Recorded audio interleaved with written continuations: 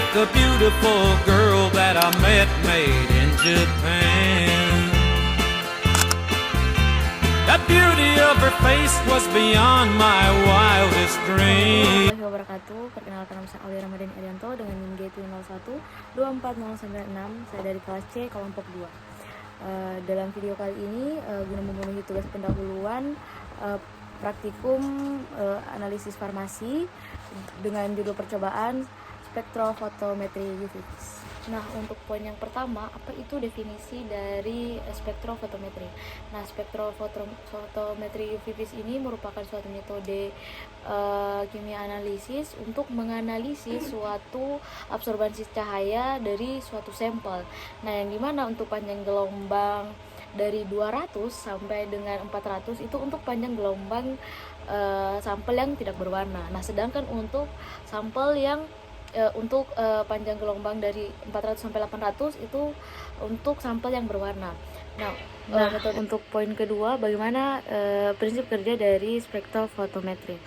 Nah, spektrofotometri UV vis. Nah, cara kerjanya, prinsip kerjanya itu adalah mengukur seberapa banyak cahaya yang dapat diserap oleh suatu sampel. Nah, nantinya cahaya yang dari suatu sampel ini diteruskan.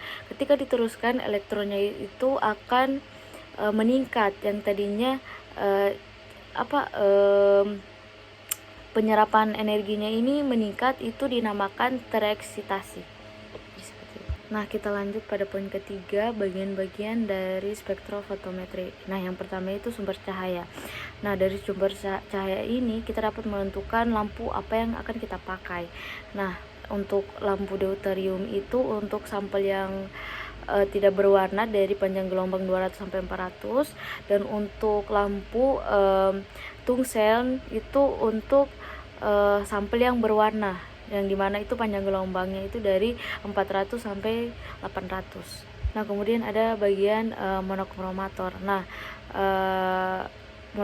monokromator ini berfungsi untuk memisahkan cahaya polikromatik menjadi panjang gelombang tertentu atau monokromatik. Nah, untuk monokromator ini sendiri terbagi menjadi 3 elemen. Yang pertama itu celah masuk, kemudian ada elemen dispersi, kemudian ada celah keluar atau cahaya ini akan keluar kemudian akan diteruskan. Nah, kita lanjut pada bagian ketiga, itu ada kompartemen sampel. Nah, kompartemen sampel ini di mana tempat kuvet ini sudah berisikan sampel.